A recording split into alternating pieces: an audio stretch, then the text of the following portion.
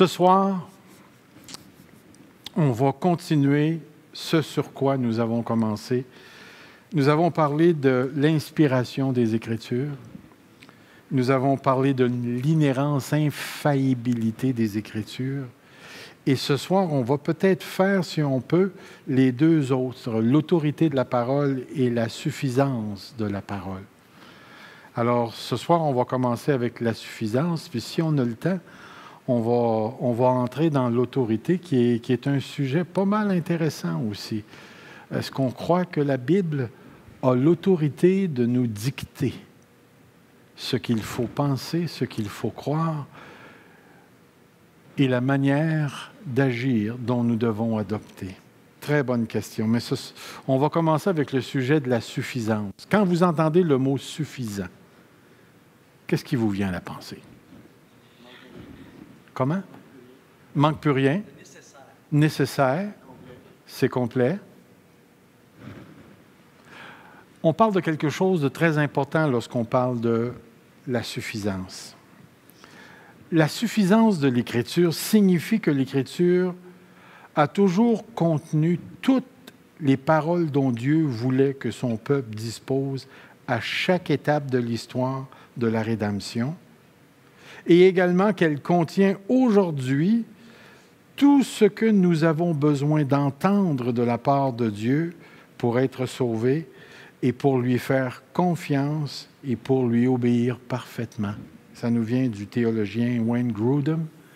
La suffisance fait référence au fait que nous retrouvons à partir de la parole de Dieu ce que Dieu voulait qu'on entende et ce que nous entendons à travers la parole, ce que nous découvrons à travers la parole est suffisant pour nous conduire au salut, nous faire comprendre la pensée de Dieu et nous emmener à vivre à la lumière de cette révélation écrite. Donc la Bible est suffisante. C'est important. Parce que d'une certaine manière, il y a des enfants de Dieu qui vont vous dire que la Bible n'est pas suffisante. Parce que ça te prend aussi une intervention du Saint-Esprit pour connaître ce que Dieu veut pour toi. Il est possible que Dieu intervienne et qu'il nous donne une parole particulière par son esprit dans une circonstance et un moment particulier. Mais nous ne pourrons pas prendre cette parole-là et baser la vie de toute l'Église sur ça. Et en même temps, le danger, c'est qu'il y a des gens qui ont reçu des paroles de Dieu et qu'ils ont mal interprété la parole qu'ils ont eue et ça a causé des grands problèmes dans leur vie, dans leur famille, dans leur mariage et dans leur Église. Donc, la parole écrite est suffisante pour la vie chrétienne. Mais il ne faut surtout pas, et ça c'est très important, surtout pas nous imaginer qu'on ne peut pas recevoir quelque chose de Dieu qui est pertinent pour notre vie personnelle. Il dit, la Bible n'est pas une fin en soi. L'étude des Écritures n'a de sens que parce qu'il s'agit du moyen choisi par Dieu pour se faire connaître et faire connaître sa volonté. Faire connaître sa volonté. Mais elle n'est pas l'objet ultime de notre recherche. Avez-vous déjà entendu parler de bibliolatrie? L'adoration de la Bible? Il y a certains contextes où certains frères, certaines sœurs et certaines institutions sont tombés dans ce que je pourrais appeler l'adoration de la Bible. La Bible devient tellement le centre de tout qu'elle gouverne toute la vision que les gens ont de Dieu et de la vie chrétienne. C'est-à-dire qu'il ne peut pas y avoir d'autres interventions de Dieu qu'à l'extérieur de sa parole. Tout doit être centré seulement sur la parole. Et ce qu'il nous dit ici, mais elle n'est pas l'objet ultime de notre recherche. L'Écriture est pleinement suffisante pour les buts donnés par Dieu, mais nous ne devons pas en faire un objet d'étude déconnecté de la personne de Dieu. En d'autres mots, Dieu nous a donné sa parole, mais sa parole doit nous conduire à Dieu, doit nous emmener à l'adorer, à l'aimer, à découvrir sa volonté et à la pratiquer. Il n'est pas correct d'opposer Bible et Saint-Esprit. Comprenez bien cette phrase. Il n'est pas correct d'opposer Bible et Saint-Esprit. Je ne sais pas si vous saviez, mais il y a des églises, je dirais de tendance très charismatique, qui vont mettre une telle emphase sur le Saint-Esprit que les gens n'ont plus besoin de la Bible. Ils sont directement enseignés par le Saint-Esprit. J'ai connu, lorsqu'il y a eu ce temps particulier à Toronto, des frères et des sœurs de Sherbrooke qui étaient allés à Toronto, et lorsqu'ils sont revenus à l'église de Sherbrooke, ils étaient plus capables de considérer l'autorité du pasteur ou même l'autorité de la parole de Dieu. Le leader de ce petit groupe-là, qui avait été à Toronto, avait dit « Ça fait tellement d'années qu'on entend des sermons qu'on n'a plus besoin de se faire prêcher. » Il y a une personne dans ce groupe-là qui est venue me voir et qui m'a donné des paroles. Et j'ai demandé à cette personne-là « Est-ce que tu lis la Bible? » Il m'a dit « Non. » Il dit « J'ai jamais lu la Bible. Moi, c'est l'Esprit qui m'enseigne directement. » Aujourd'hui, ce gars-là est divorcé. Il s'est remarié avec une autre chrétienne. Je ne suis pas certain que ça va si bien que ça. Et il est incapable de s'installer dans une église locale pour être utile pour la cause de Christ. Il est toujours en train de courir des réunions fantastiques d'un côté et de l'autre. Et cette personne-là a manifesté une très, très grande instabilité. J'ai rencontré d'autres personnes qui recevaient des révélations de Dieu et cette personne-là avait un groupe autour d'elle. C'était vraiment frappant. Puis je me rappelle, dans une conférence, cette personne-là s'était assise à terre, à quelque part, et là, tu pouvais voir tous les gens qui étaient autour de cette personne-là qui s'attendaient à recevoir une révélation, une parole de Dieu, une prophétie. Mais lorsque tu les approchais avec la Bible, oubliez ça. La parole de Dieu, la Bible, n'est pas contraire à l'Esprit, n'est pas contre l'Esprit. Et l'Esprit, dans un certain sens, qui est le véritable auteur des Écritures, n'est certainement pas contre sa parole et en contradiction avec sa parole. Comme si se confier dans la révélation scripturaire nous rendait insensibles à l'action du Saint-Esprit. Au contraire, nous avons besoin du Saint-Esprit, divin auteur des Écritures, pour comprendre ces dernières, c'est-à-dire les Écritures. Il n'y a pas entre l'Esprit et la Bible de dissonance, de contradiction. La seule chose qui pourrait se passer, c'est une mauvaise compréhension de la relation entre la Bible et l'Esprit de Dieu. Puis c'est une chose que j'ai réellement observée moi-même lorsque vous comprenez l'idée de ce qui doit être primaire et ce qui doit être secondaire. Dites-moi, est-ce que la divinité de Jésus est une doctrine primaire ou secondaire? C'est primaire, c'est définitif. Est-ce que les dons de l'Esprit, c'est primaire ou secondaire? Secondaire. Qu'est-ce qui se passe lorsque tu mets le secondaire comme primaire? Il y a un déséquilibre qui va se produire et tous les déséquilibres que j'ai observés dans la vie des gens, comme dans les professeurs théologiques ou que j'ai observés dans les églises qui mettent quelque chose d'autre au centre de la chose, tu finis toujours par avoir une atmosphère où les comportements commencent à s'ajuster sur le mensonge et les priorités changent. Lorsqu'on met la priorité sur les dons spirituels, qu'est-ce qui se passe dans la vie de l'Église? Avez-vous remarqué? Il n'y a plus de place pour l'évangélisation. Et ensuite, on n'écoute plus la parole. On écoute le prédicateur qui coïncide avec la croyance secondaire. La croyance secondaire. Et on vient estampiller ça en disant, c'est ça l'esprit. J'ai toujours eu un problème avec ça. Est-ce que Dieu fait encore des miracles aujourd'hui? La réponse, c'est oui. Mais est-ce qu'un miracle peut nous faire dévier de la parole? Pensez-y bien. Quand on va arriver à la fin des temps, l'Antichrist va faire des miracles à partir de quelle puissance? Celle de Satan, 1 Thessaloniciens. La puissance de cet impie, ou plutôt les miracles de cet impie, s'effectuera par la puissance de Satan. Est-ce que le miracle en lui-même contient l'autorité ou doit-on tester, évaluer tout, mais à partir de quoi? La parole de Dieu. La parole de Dieu. C'est très important.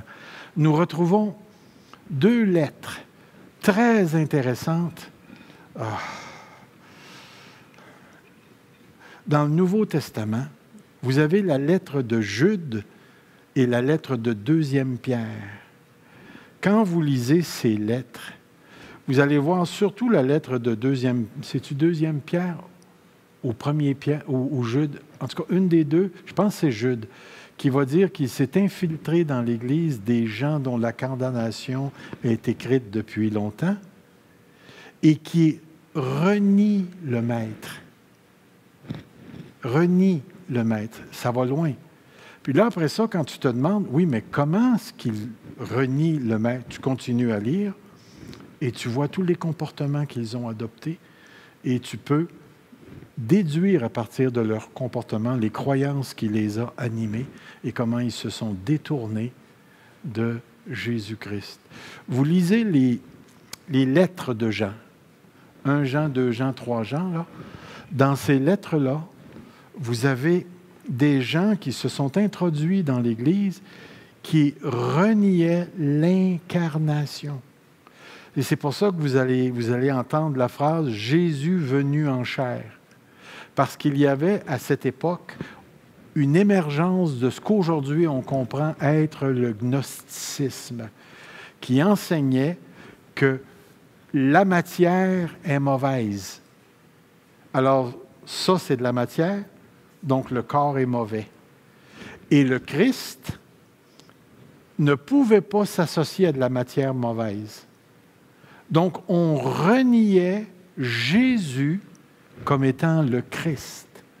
Et c'est pour ça que dans les lettres de Jean, surtout dans la 3e, Jean va aller jusqu'à dire, si quelqu'un n'apporte pas cette doctrine, laquelle Christ venu en chair, ne le recevez même pas dans votre maison, ne lui dites même pas salut. Ça va jusque-là. Alors, c'est pourquoi la parole devient l'outil par excellence pour tester nos croyances, tester nos interprétations. Et c'est important de réaliser que l'Esprit n'est pas opposé à sa parole, ni en contradiction avec sa parole, mais toujours en harmonie avec sa parole.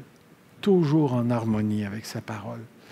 La Bible, une autre chose, ne répond pas à toutes les questions que nous pourrions nous poser. Avez-vous déjà entendu le grand pourquoi? Pourquoi ça m'arrive, ça? Pourquoi Dieu a permis ça? Pourquoi ci? Pourquoi ça? De nombreuses choses nous sont cachées ou inaccessibles. D'autres éléments appartiennent à la liberté chrétienne tant qu'ils ne sont pas en opposition avec l'enseignement scripturaire, choix d'une profession, heure de culte, couleur des habits, peu importe. Notre intelligence renouvelée par Dieu n'est pas négligée non plus, bien au contraire. Pensez-vous que la Bible, c'est un livre d'astrophysique. Est-ce que c'est un livre de biologie? Est-ce que la Bible, c'est un livre de physique? Est-ce que la Bible, c'est un livre économique? La réponse, c'est non. La Bible ne parle pas sur tous les sujets. Elle va parler principalement sur les grandes questions qui ont rapport à la vie. Les grandes questions qui ont rapport. Autrement dit, c'est qu'elle répond aux questions fondamentales de la vie. Vous savez, on en a parlé il n'y a pas longtemps, là. D'où vient ou d'où est-ce que je viens, qui suis-je, où vais-je, pourquoi y a-t-il des lois morales et ainsi de suite. La Bible répond à ces questions-là. Et dans un sens, nous avons été équipés pour écouter ce que la parole de Dieu a à nous dire sur ces choses. Mais n'allez pas chercher un traité en mathématiques logiques à travers les Écritures, c'est pas là. Mais est-ce qu'il y a de la logique dans la Bible? La réponse, c'est oui. Est-ce qu'il y a de l'astronomie dans la Bible? Définitivement qu'il y en a. Mais vous ne deviendrez pas un docteur en astronomie en lisant la Bible, ça je peux vous le garantir. Est-ce qu'il y a de la médecine dans les Écritures? Accepteriez-vous, moi qui ai lu la Bible plusieurs fois, de vous opérer, ne serait-ce que pour l'appendicite? Juste vous couper un petit peu. Ouais, je pourrais peut-être vous arracher une dent si vous voulez, mais c'est pas parce qu'on lit la Bible qu'on devient un docteur en médecine. Regardez ici. Les choses cachées sont à l'Éternel notre Dieu, les choses révélées sont pour nous et nos enfants à toujours, afin que nous mettions en pratique toutes les paroles de cette loi. Il y a des choses que Dieu tient en réserve, sur lesquelles on n'aura pas de réponse. Qu'est-ce que vous répondez à une maman qui vient d'accoucher? 2 mois après, son enfant meurt de la mort du berceau. Pourquoi est-ce que Dieu a permis ça? Parce que moi, ça m'est arrivé, ça, où la maman est venue me voir avec son enfant décédé, puis elle m'a posé la question, qu'est-ce qu'on dit dans ces cas-là? On n'a pas de réponse directe.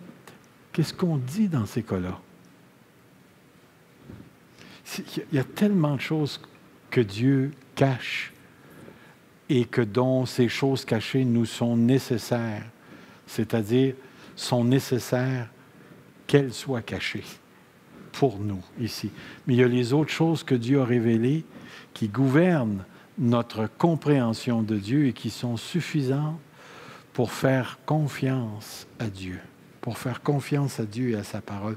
Dans Actes 1:7, il leur répondit, « Ce n'est pas à vous de connaître les temps et les moments que le Père a fixés de sa propre autorité. » On en a une ici, une chose qui nous est cachée dans les Écritures. Dans Romains 11:33, quelle profondeur ont la richesse, la sagesse, la connaissance de Dieu. Que ses jugements sont insondables et ses voies impénétrables. En effet, qui a connu la pensée du Seigneur ou qui a été son conseiller? La Bible, elle est suffisante. Elle répond aux besoins de l'être humain, mais elle ne nous dit pas tout. L'une des questions que je me suis posée très tôt dans ma vie chrétienne, pourquoi est-ce que Dieu veut qu'on marche par la foi? Une fois sauvé, on pourrait être enlevé au ciel. Moi, j'ai proposé ça à Dieu. J'ai dit, Seigneur, moi, j'ai un plan peut-être qui t'intéresserait. Aussitôt qu'une personne est sauvée,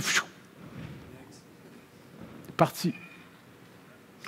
En tout cas, ça a l'air qu'il n'a pas accepté mon idée, parce que je suis encore là.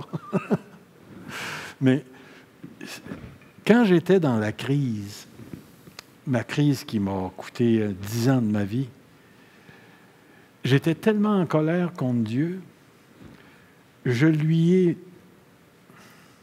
proposé 10 manières de refaire le monde, à force que j'étais en colère contre lui. La première chose que je lui ai proposée, j'ai dit, regarde, là, ce qui m'arrive, tu me dis que c'est à cause du péché. Mais pourquoi te laisser Satan faire le travail? Tu aurais pu concevoir un monde où Satan n'aurait pas eu à tenter Ève, et puis on aurait été correct, il n'y aurait pas eu de trouble. Il ne m'a pas répondu. Il ne m'a pas répondu. Une autre chose que je lui ai dit, dans ma colère, c'est « Tu me dis que tu es tout-puissant. Tu me dis que tu es tout-puissant. Si tu es tout-puissant, il n'y a absolument rien qui t'empêche de faire le bien. Maintenant, ça va mal pour moi. Pourquoi tu ne fais pas le bien pour moi? Parce que moi, si moi j'étais Dieu, je le ferais. » Faut-tu être cave pour dire une affaire de même? Ou être très, très, très en colère, pour voir si on peut conseiller Dieu. Puis il va arriver des drames dans nos vies, qu'on le veuille pas. La perte d'un enfant, la perte d'un job, la perte d'une maison, une faillite, un accident où tu vas devenir handicapé pour le restant de tes jours, tu vas attraper une maladie incurable, puis tu vas demander la question, mais pourquoi, Seigneur, qu'est-ce que c'est pas de ma faute?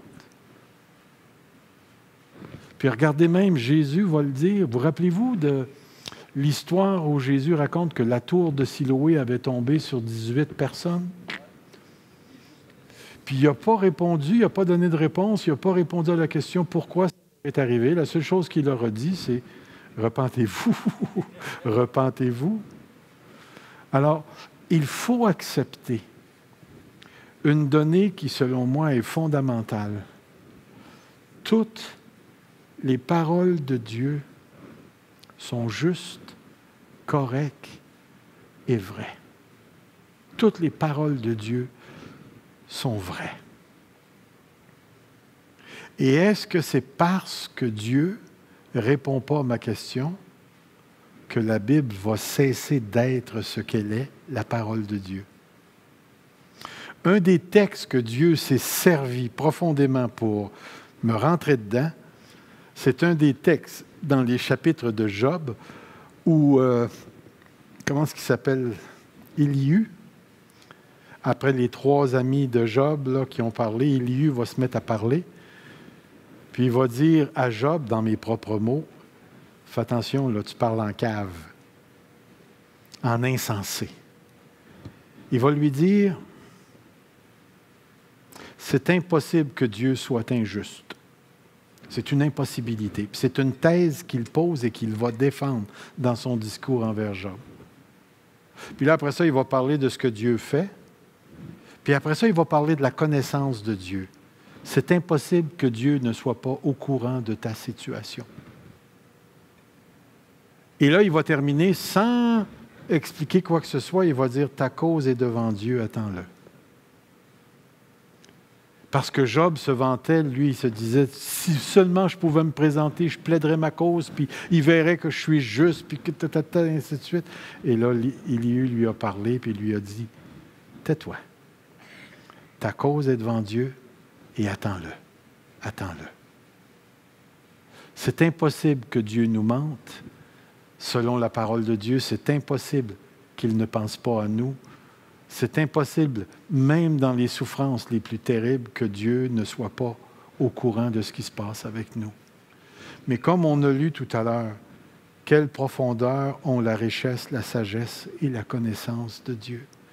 Dieu sait des choses qui sont au-delà de ma portée et il est capable de connecter le passé, le présent et le futur d'une manière que moi je suis incapable de le faire. Alors je dois un mot, je dois lui faire confiance. Confiance. Confiance. Quatrièmement, la suffisance de la Bible ne peut conduire à se passer de l'aide des autres. On va regarder les textes après, notamment de l'Église locale, puisque la Bible nous présente précisément l'Église locale, comme un élément central de la vie chrétienne. De la vie chrétienne.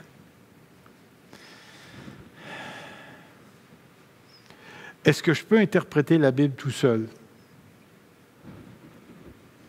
La réponse, c'est oui. Définitivement. Je peux m'en aller dans ma chambre, puis lire la Bible, puis interpréter la Bible. Mais est-ce que mon interprétation est toujours juste? Est-ce qu'elle a besoin d'être défiée? Et comment est-ce qu'elle peut être défiée si je n'ai pas personne autour de moi pour la défier? Si je n'ai pas quelqu'un qui pense autrement? Si je n'ai pas quelqu'un qui voit autre chose? Moi, je peux, à partir de ma perception, de mon angle, voir la parole de Dieu de telle ou de telle manière, et je peux, dans mes interprétations, me laisser influencer par des motifs profonds intérieurs qui ne sont pas dans ma conscience, c'est-à-dire dont je ne suis pas conscient. Et là, je peux réellement interpréter l'Écriture en ma faveur et selon mes propres idées. Et c'est pourquoi, même dans la communauté des érudits, lorsque quelqu'un va écrire quelque chose à propos de la Bible, sur un sujet quelconque, il va publier son travail, et qu'est-ce qui va se passer? La communauté des érudits va le lire, et là, tu vas en avoir un qui va dire « Ouais, mais ça, moi, je ne suis pas d'accord avec ça. » L'autre va dire « Oui, mais ça, c'est pas pire, mais tu aurais dû penser à ça en même temps. » Puis là, ils vont s'auto-critiquer les uns les autres pour être capables de garder l'Église dans le droit chemin. Je suis en train de lire un livre présentement pour un cours que je suis avec le séminaire où je me suis inscrit. C'est la métaphysique de la Trinité. Très, très, très intéressant comme volume. Mais ce gars-là, en partant, il le dit, je vous soumets mes idées et je suis ouvert à la critique. Très bonne attitude. Très bonne attitude. Alors, c'est quand même un certain monsieur qui a écrit ça, là, c'est pas un 2 de pique, mais il reste que tu te rends compte qu'il va citer tel auteur qui n'est pas d'accord avec lui, il va citer tel autre auteur qui pense comme lui, mais avec une certaine nuance, et ainsi de suite. Et dans l'Église de Dieu, frères et sœurs, nous avons cette responsabilité, remarquez bien ce que je vais dire, d'interpréter la Bible en groupe. Dites-moi, là, prenez-vous pour du cash tout ce qui se dit le dimanche matin? Il ne faut pas le prendre pour du cash. Nous, les pasteurs, on travaille pour bien interpréter les Écritures et tenter de les appliquer. Mais est-ce qu'on est obligé d'être d'accord, surtout avec le pasteur en avant, sur tout ce qu'il dit? Si un pasteur vous empêche ou vous enlève le droit de penser pour vous-même, changez d'église. Changez d'église parce que vous avez, c'est un dictateur. Ce n'est pas un pasteur. C'est pas celui qui vient puis qui n'est pas prêt à soumettre sa compréhension de la parole de Dieu, eh bien, c'est un orgueilleux. Moi, j'ai répété tout au long de mon ministère, « Ayez pas peur de me défier. » Moi, j'en ai besoin. J'ai besoin que des gens aient une autre vision des choses que la mienne. Mais soyez pas choqués si je la défends, ma vision. Et soyez pas choqués si, entre parenthèses, je m'en prends à votre vision des choses. Et non pas m'en prendre dans le sens de on va combattre, puis on va se quereller au niveau... Non. L'idée, c'est de s'édifier. C'est toujours de se rapprocher le plus possible d'une compréhension juste des Écritures. Présentement, on est 5 pasteurs. Et puis, on a eu une bonne discussion sur le rôle de la femme dans l'Église. La question, la femme peut-elle être pasteur? Laissez-moi vous dire qu'on ne pense pas tous de la même manière. On ne pense pas tous de la même manière. Puis à venir jusqu'ici, on échange les idées, on parle, on regarde les textes, on se lance des défis. T'as-tu lu cet article-là? Qu'est-ce que tu penses de ça? On regarde son argument. Puis je vais vous dire, c'est la santé pour la vie de l'Église, ça. Mais le jour où quelqu'un va arriver et il va dire, tu n'as pas le choix, il faut que tu portes la même couleur que moi. Est-ce qu'il y a des choses qui sont non négociables dans l'Église? La réponse, c'est oui. Le salut par grâce en Jésus-Christ, ça ne se négocie pas. Si quelqu'un arrive avec une autre doctrine, ne le recevez pas. Est-ce que l'incarnation, la résurrection d'entre les morts? Et voilà. Et voilà. C'est ça, c'est le cœur. Alors, c'est important de réaliser, mais même si c'est le cœur, pensez-vous qu'on comprend tout à propos de l'incarnation? Ou sur le rôle du Saint-Esprit? Vous irez y parler tout à l'heure, là. L'idée, c'est ceci. Tant qu'une Église reste à l'affût de sa réflexion au niveau de la parole de Dieu et qu'elle n'est pas fermée à l'intérieur d'une boîte unique, l'Église va prospérer. Parce que je suis certain que dans vos cœurs, vous désirez autant la compréhension de la vérité que moi. Alors, ça devient très, très, très important. C'est pour ça que je crains souvent que lorsque les gens partent, ce que je pourrais appeler, moi, des petites églises maison, ça va s'enfermer, ça va créer une mentalité et ça ne sortira plus. Ça l'évangélise plus, ça ne se reproduit plus. Puis généralement, le leader de la petite cellule impose sa manière de penser et tout le monde s'en va comme ça. Écoutez, ce n'est pas juste avec la Bible, c'est dans tous les domaines. Dans tous les domaines. Moi, j'ai étudié avec un professeur qui était juif et puis qui avait sa croyance eschatologique, qui n'était pas la mienne. Puis en partant dans le cours, il a dit que tous ceux qui pensaient comme moi, je pense, c'était des hérétiques. Si vous voulez que je fasse, il est prof. Moi, je suis un étudiant. Mais je n'ai jamais été d'accord avec lui. Et je suis certain qu'en jasant avec lui, j'aurais vu que c'est un monsieur qui pense comme ça. Avec des œillères, puis il y a juste lui qui a raison. Avez-vous déjà rencontré des chrétiens qui ont toujours raison? Il y a juste eux autres qui ont raison? Faites l'expérience. C'est pas mal intéressant. Regardez ce qu'il nous est dit ici, en ce qui concerne la nécessité du groupe. En l'absence de directive, le peuple tombe. Le salut réside dans un grand nombre de conseillers. Il va dire les projets échouent en l'absence de délibération, mais ils se réalisent quand il y a de nombreux conseillers. Regardez un autre texte. Oui, il te faut de bonnes directives pour faire la guerre, et la victoire tient au grand nombre de conseillers. La Bible reconnaît le concept du groupe. Et c'est pour ça que l'Église est appelée l'Ecclésia, la Kahal de l'Ancien Testament, c'est-à-dire l'Assemblée de l'Éternel. Et c'est important pour nous de voir ceci, de réaliser cela ici. Que Dieu veut le nombre. Dieu veut que le chrétien vive numériquement, qu'on soit ensemble dans une église où on partage. La parole de Dieu est au cœur de nos relations et si nous sommes ensemble, c'est certainement parce que Dieu nous a placés dans une famille. Donc, la Bible contient tout ce dont nous avons besoin pour être sauvés, pour faire confiance à Dieu et lui obéir en toutes choses. La Bible est suffisante. Elle est suffisante. Suffisante pour connaître et aimer Dieu. Ça va? Question? Pas de questions? C'est merveilleux. Merveilleux. Nous allons entrer dans le concept de l'autorité ce soir aussi. C'est un concept très intéressant. Remarquez bien, on va parler de l'autorité de la Bible. Mais une discussion qui serait super intéressante à avoir, c'est est-ce que les chrétiens ont l'autorité de Christ?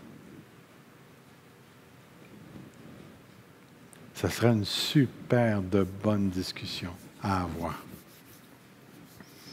Mais on ne la fera pas ce soir. On ne la fera pas ce soir. Si la Bible est inspirée et inhérente et suffisante, il convient d'ajouter qu'elle possède une autorité divine puisqu'elle est la parole de Dieu. Quand vous entendez le mot autorité, qu'est-ce qui vous vient à la pensée? Je vais rajouter une autre question. Si on avait à définir c'est quoi l'autorité, comment est-ce qu'on définirait l'autorité?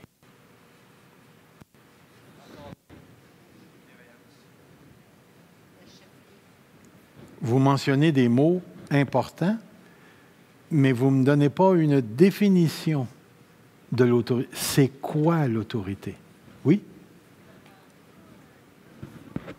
Attends, on va prendre le micro parce que je ne t'entends pas.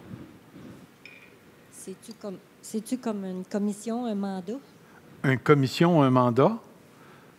Tu te rapproches dans un certain sens ici? Une permission, je ne sais plus comment dire. C'est un concept très, très, très important. Hein? Je vais vous lire ceci. Le grand débat entre les réformateurs et les tenants de l'Église romaine, portant en partie sur ce qui ou quoi devait avoir l'autorité finale pour les croyants concernant les choses de Dieu et notre relation avec lui, individuelle et collectivement. Lorsque les réformateurs se sont opposés à l'Église romaine à un certain moment donné, quand Luther a affiché ses thèses, il s'est passé quelque chose de très important. Luther a défié l'autorité romaine, l'Église romaine, l'Église catholique, ici. Alors, il s'est passé quelque chose face à l'autorité. Et c'est pourquoi j'en arrive ici. Si la Bible est inspirée, inhérente, suffisante, bon, pourquoi j'ai répété celle-là, je ne le sais pas. On va parler de la base, parce que dans la base de l'autorité, il y a au moins 3 concepts qu'il nous faut réaliser. L'autorité d'une idée. Une idée peut avoir l'autorité en raison de sa véracité parce qu'elle correspond à la réalité. Parce qu'elle correspond à la réalité. OK? Si vous regardez mon gilet, il est quelle couleur? Bleu foncé? OK? Dépendamment de l'éclairage, là. OK? On va dire bleu foncé. Mais moi, je vous dis qu'il est rouge. J'aimerais que vous me croyiez, s'il vous plaît. Êtes-vous capable de me croire? Pourquoi? L'idée du bleu s'impose par le fait qu'elle correspond à la réalité. Je vous ai donné un exemple ici. Barnabé est quadraplégique, rêve de faire du ski. Même si Barnabé fantasme sur son idée, elle n'est pas conforme à la réalité, donc sans aucune autorité. Une idée vraie est vraie. Mais sa véracité s'inscrit dans ce qu'on appelle une théorie de la correspondance. C'est-à-dire que l'affirmation que je fais correspond à la réalité. Correspond à la réalité. Je vais vous en faire une. Je vais prendre une gorgée d'eau. Ah. Et voilà. Et là, vous autres, vous ne savez pas si c'est de l'eau ou si c'est du... C'est de l'eau. Mais voyez-vous, l'affirmation coïncide avec la réalité. Puis, laissez-moi vous dire que ça peut aller loin. J'aime ma femme. Est-ce que c'est conforme à la réalité? Ou bien tout ce que je veux, c'est son argent? Elle en a toujours eu plus que moi, oui. Est-ce que, voyez-vous, c'est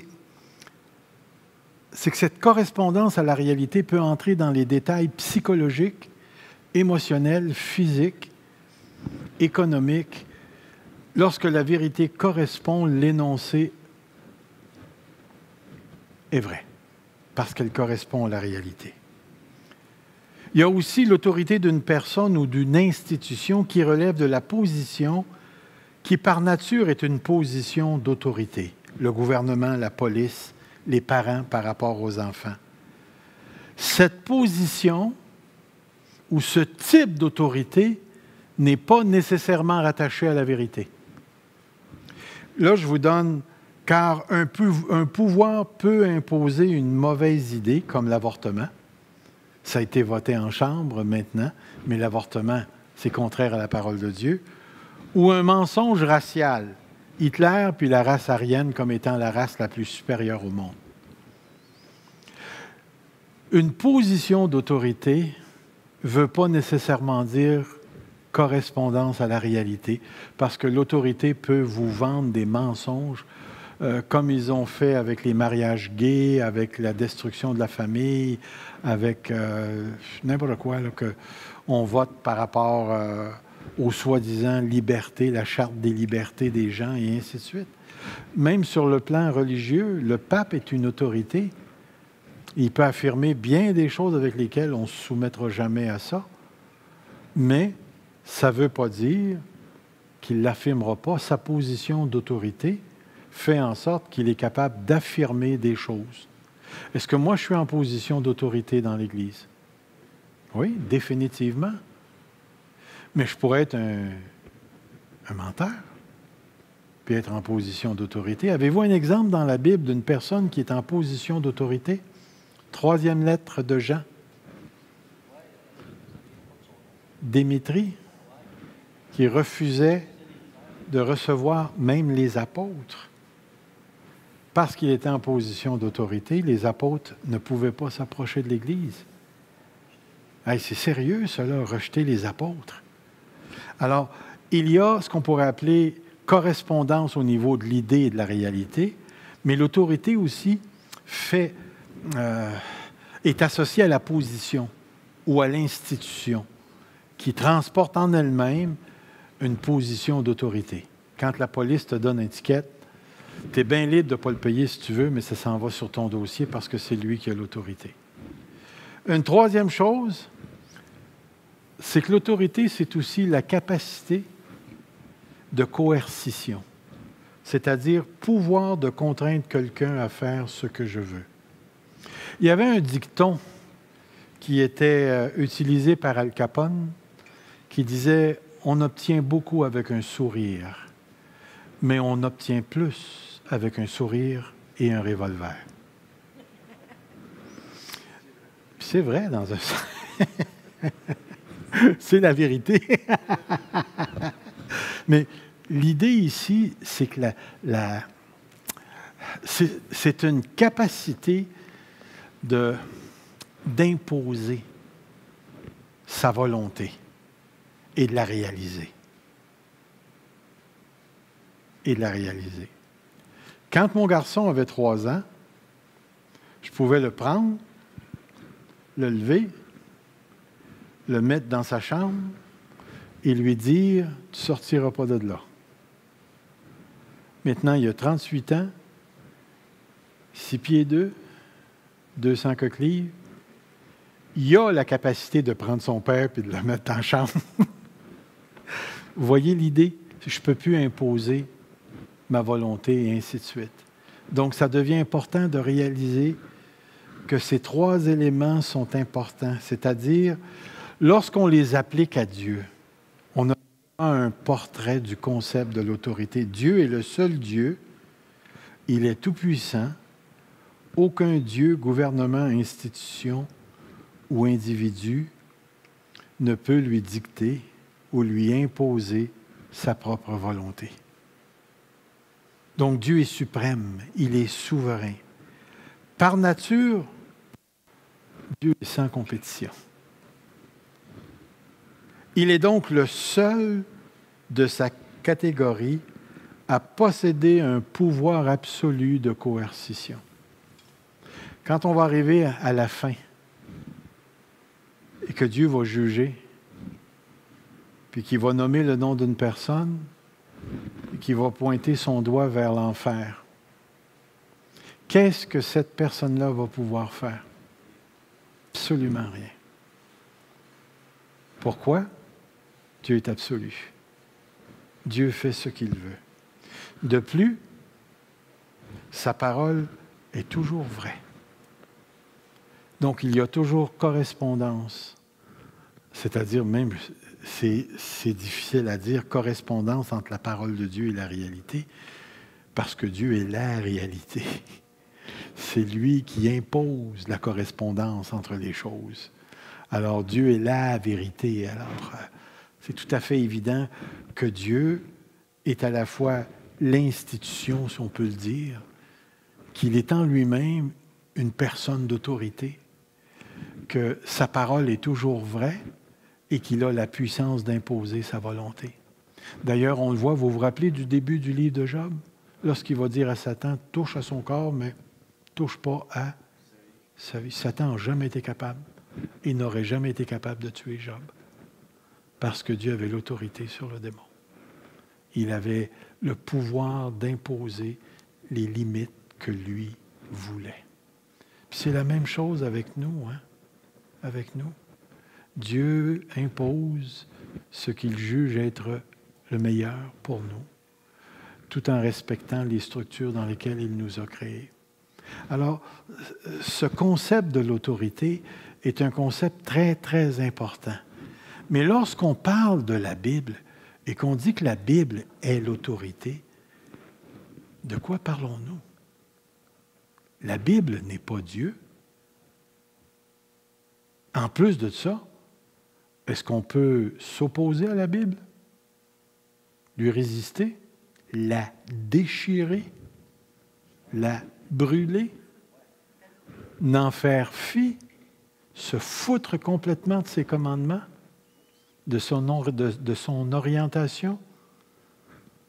La réponse, c'est oui. Mais est-ce que la Bible est une autorité? Définitivement. Regardez ici. On va regarder des versets qui ont rapport à Dieu. Notre Dieu est au ciel, il fait tout ce qu'il veut. Ne t'empresse pas d'ouvrir la bouche et que ton cœur ne se précipite pas pour exprimer une parole devant Dieu. En effet, Dieu est au ciel, toi sur la terre. Que tes paroles soient donc peu nombreuses. Qu'est-ce qu'il est en train de dire en un mot? Watch-toi. Watch-toi. Dis pas n'importe quoi. Et dans plusieurs cas, ferme-la. Il va dire, cette apparition en parlant de Jésus-Christ, le bienheureux et seul souverain, le roi des rois, le Seigneur des seigneurs, la révélera au moment voulu. Regardez les titres que Dieu possède ici. Bienheureux, seul souverain, roi des rois, le Seigneur des seigneurs. Dieu est au-dessus de tout. Il va dire dans 1 Chronique 29, 11, « À toi, l'Éternel, sont la grandeur, la puissance, la splendeur, l'éternité, la gloire, car tout ce qui est dans le ciel et sur la terre t'appartiennent. À toi, Éternel, sont le règne et l'autorité suprême. » Suprême. Il n'y a rien qui est plus haut que Dieu. Alors, la Bible utilise deux mots principaux pour communiquer l'idée de l'autorité. Vous avez le mot hébreu tokef, puis vous avez le mot exousia dans le Nouveau Testament. Toutefois, aucun des passages où on retrouve ces mots n'est appliqué à la Bible. Très intéressant. Ils vont parler de l'autorité des rois, que Dieu va livrer quelqu'un à ton autorité. Ils vont parler de l'autorité du gouvernement. Ça va parler même de l'autorité de Dieu. Mais il n'y a aucun verset qui va associer l'autorité à la Bible dans les Écritures. Et c'est pour ça qu'on dit par la suite, cela ne veut pas dire que la Bible est sans autorité, mais qu'on ne peut pas définir l'autorité de la Bible par ces simples mots. Par ces simples mots. C'est un ensemble de textes qui nous démontrent le rôle particulier attribué aux Écritures, ici. On va en regarder quelques-uns. C'est dans son lien avec Dieu que la Bible possède l'autorité. Si on s'accorde pour dire que tout ce que dit la Bible est vrai, parce que Dieu est l'auteur principal de la Bible, l'Écriture est la parole du Dieu suprême qui possède le droit et le pouvoir de commander, d'exiger et d'exécuter sa volonté. Alors, vous recevez une lettre de votre, je ne sais pas moi, qui est-ce qui pourrait bien vous écrire? Vous recevez la lettre du maire de Granby vous disant, je ne sais pas moi, vous êtes un citoyen, on vous encourage à payer vos taxes, blablabla, blablabla. Sinon, eh bien, il y aura des représailles. OK? Est-ce que la lettre a du poids? Mais si c'est votre voisin qui vous écrit une lettre, est-ce que le maire est plus fort que votre voisin? Physiquement? Pas nécessairement, peut-être. Mais si le gars, ça fait 5 ans qu'il s'entraîne puis il ressemble à Schwarzenegger, c'est certain qu'il ne sera pas plus fort que le maire. C'est-à-dire qu'il va être plus fort que le maire. Mais parce que le maire possède une position d'autorité, le papier transporte quelque chose que le papier du voisin ne transporte pas. Admettons que je vous dois des sous et puis je vous écris un chèque, mais au lieu de signer mon nom, je marque avec amour que Dieu te bénisse. Qu'est-ce que la banque va faire lorsque vous allez présenter ce chèque? Soit qu'ils vont appeler la police, l'ambulance, mais ils vous donneront rien à propos de ce chèque-là. Mais si j'écris mon nom, Serge Pinard, le chèque possède quelque chose qu'il ne possédait pas avec l'autre signature. Alors, il y a un lien entre l'auteur et le papier. Il y a un lien entre l'auteur et la parole prononcée. Texte par-dessus texte, Dieu va utiliser la bouche d'une personne pour communiquer sa parole. Et lorsque la personne va parler, elle est bien mieux d'être certaine que ce sont les choses de Dieu qu'elle dit. Parce que Dieu va aller jusqu'à menacer ceux qui osent prophétiser des choses que Dieu n'a pas dit. Dieu n'a pas dit. Je ne sais pas si vous vous rappelez l'histoire de Michée, celui qui avait été enchaîné puis mis en prison. Il y avait un monsieur, un de ces soi-disant prophètes de Baal, qui s'était fait un chapeau avec des cornes, puis il avait dit l'Éternel va te donner du succès au roi, vas-y, et ainsi de suite. Mais avant, il avait frappé Michée, puis il avait dit par où est-ce que l'Éternel a parlé? Par moi. Et là, Michée lui a dit, tu vas courir de chambre en chambre, blablabla, blablabla. Il était en train de lui dire comment il était pour mourir. Mais c'est important parce que celui qui avait fait le chapeau avec des cornes avait parlé au nom de l'Éternel. Parce que le roi de Juda était là. Il avait utilisé le nom de l'Éternel, mais il n'avait pas parlé. Et Dieu l'a tué. C'est important pour nous de réaliser que la parole de Dieu transporte quelque chose qui est super important à cause de son lien avec la personne de Dieu. Certains théologiens croient que l'Écriture possède une autorité strictement fonctionnelle, c'est-à-dire que son autorité dépend de ceux qui l'acceptent.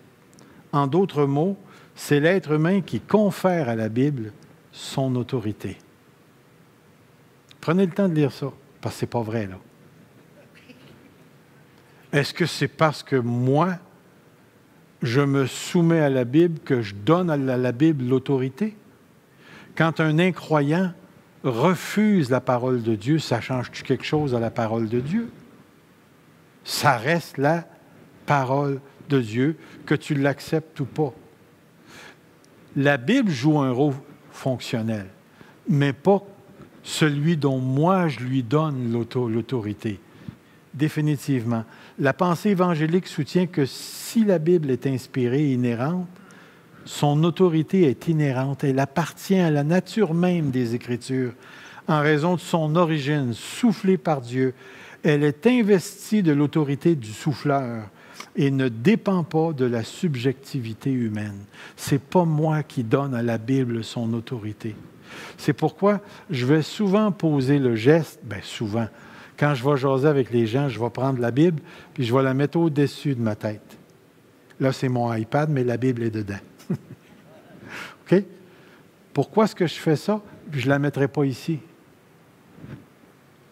Parce que je veux communiquer que ce n'est pas la raison qui est supérieure à l'Écriture et que la raison est appelée à se soumettre à l'Écriture. Et que pour goûter à la vérité des Écritures, il faut que je connaisse les limites de ma raison. Je vais aller un petit peu plus loin. Ce n'est pas le cœur qui détermine l'autorité de la Bible. C'est vraiment la Bible qui est au-dessus et qui est l'autorité en toute matière de foi et de pratique. Et ça, c'est tellement important à réaliser. Je vous avais déjà parlé d'un certain passage. Hein?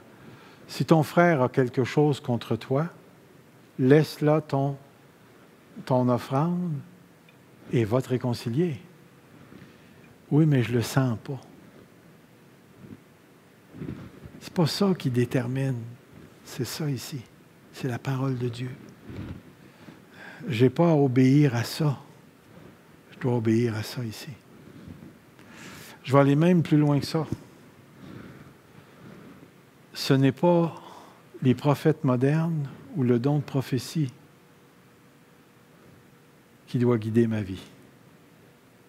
C'est la supériorité et l'autorité des Écritures qui déterminent.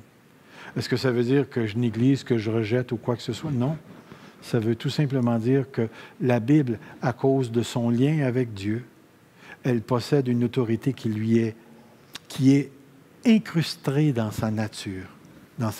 Donc, nous affirmons que toute Écriture possède une autorité inhérente en raison de son auteur. Parce que la Bible entretient un lien avec Dieu, elle est l'autorité. L'autorité. La deuxième chose, nous affirmons aussi que toute l'Écriture possède une autorité inhérente en raison de sa véracité. La Bible ne ment pas. La Bible ne ment pas. Ma compréhension de la Bible peut être faussée, mais la Bible, elle, ne ment pas. Ne ment pas. C'est pour ça que lorsque des traducteurs se permettent de fausser les Écritures, un peu comme les témoins de Jéhovah font, vous vous rappelez le texte dans Jean 8, 58, « Avant qu'Abraham fût, j'étais », eux autres ont traduit « j'étais ». C'est un mensonge. Ce n'est pas ce que le texte dit. Le texte est au présent. Je suis. Je suis. La Bible, elle est véridique. Et toutes les paroles de l'Éternel sont éprouvées, ou en d'autres mots, ont passé le test. Donc, ça devient important pour nous, très important d'affirmer cette vérité-là. Nous affirmons aussi que toute l'Écriture possède une autorité inhérente, non pas sur tous les sujets, c'est-à-dire, la Bible n'est pas l'autorité sur la biologie, l'astrophysique ou là j'ai marqué médecine, mais c'est médecine, décoration ou la musique, mais sur tout ce qui se rapporte à la foi et à sa pratique. C'est réellement le domaine de l'autorité de Dieu. Mais comprenez bien, si on parle que la vérité, c'est une correspondance entre la réalité et l'affirmation, la proposition, la parole prononcée, est-ce que la Bible et la science se contredisent? Oui, mais ils devraient pas. Pensez-y bien. Comprenez bien les mots que j'ai utilisés. Est-ce que la Bible et la science se contredisent? Les scientifiques contredisent la Bible. Voilà. Il y a une grosse différence entre les deux. La science ne peut que vous rapporter ce qui est là, la réalité.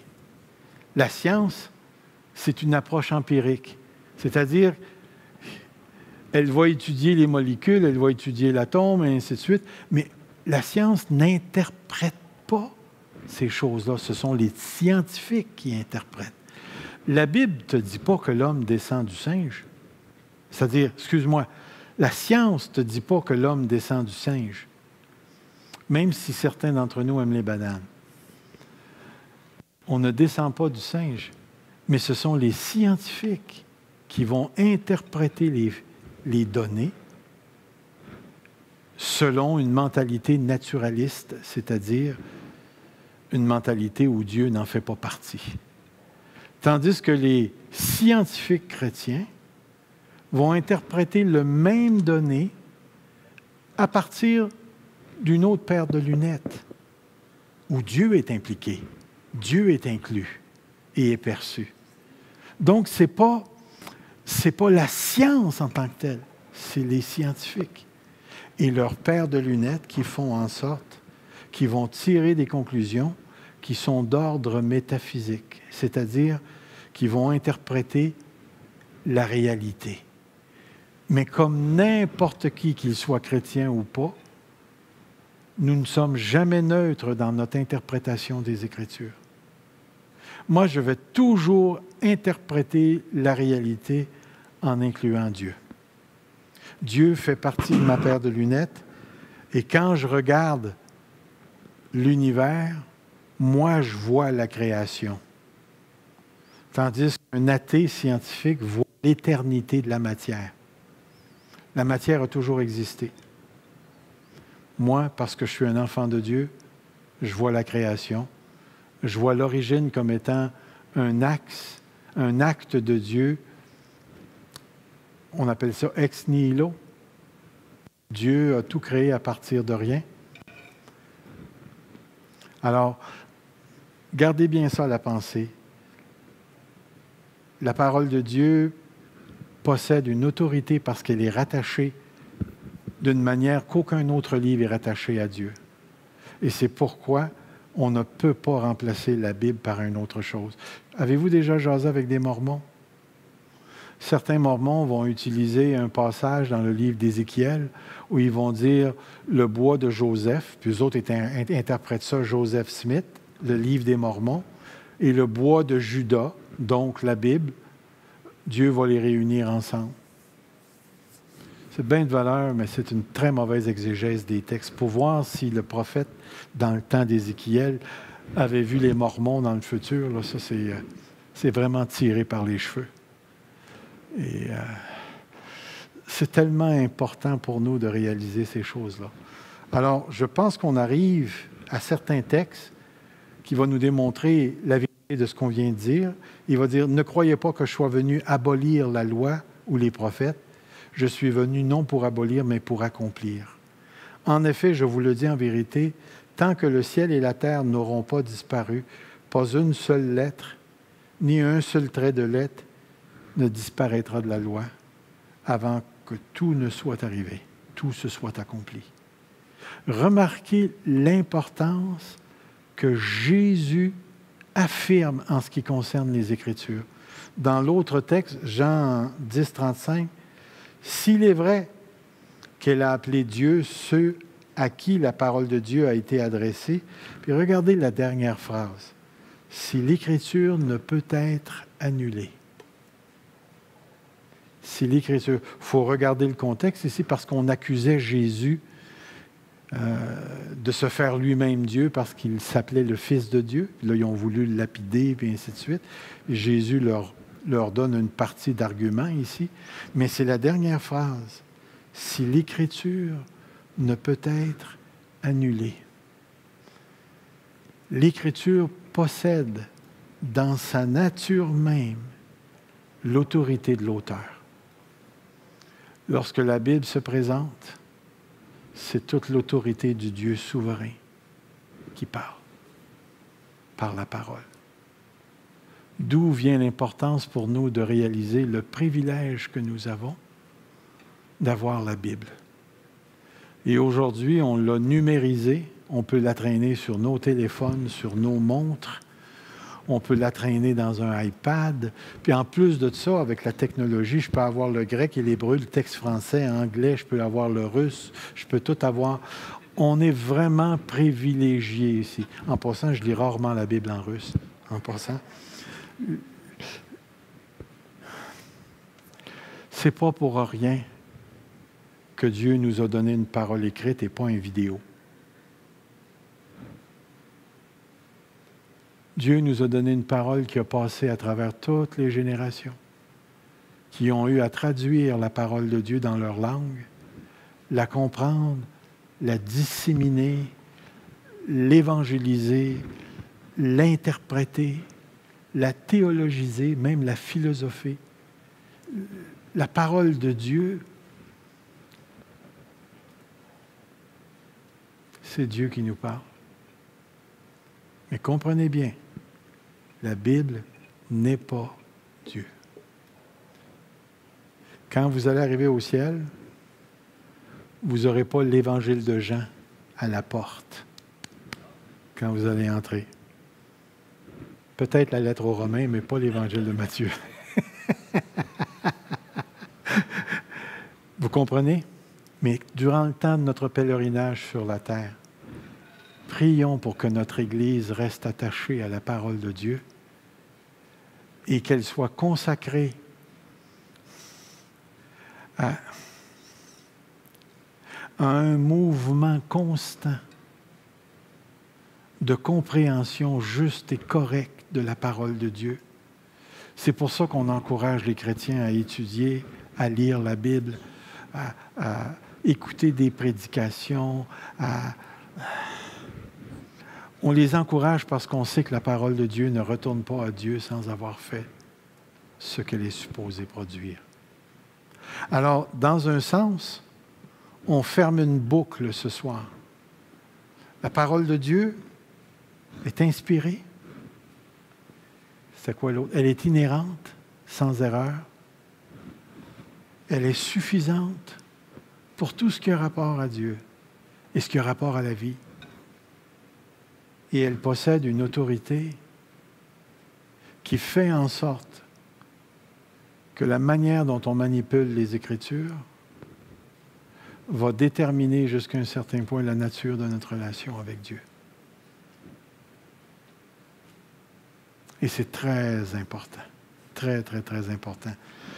La semaine prochaine, nous allons entrer dans le deuxième volet de notre étude, c'est-à-dire comment on étudie un texte. Comment on étudie un texte. Alors, moi, ce que je vous encourage, c'est certain qu'on va avoir le texte ici, mais si jamais vous voulez, vous pouvez apporter votre Bible, votre téléphone, votre iPad. Et puis, on va commencer à regarder des textes qu'on va travailler ensemble.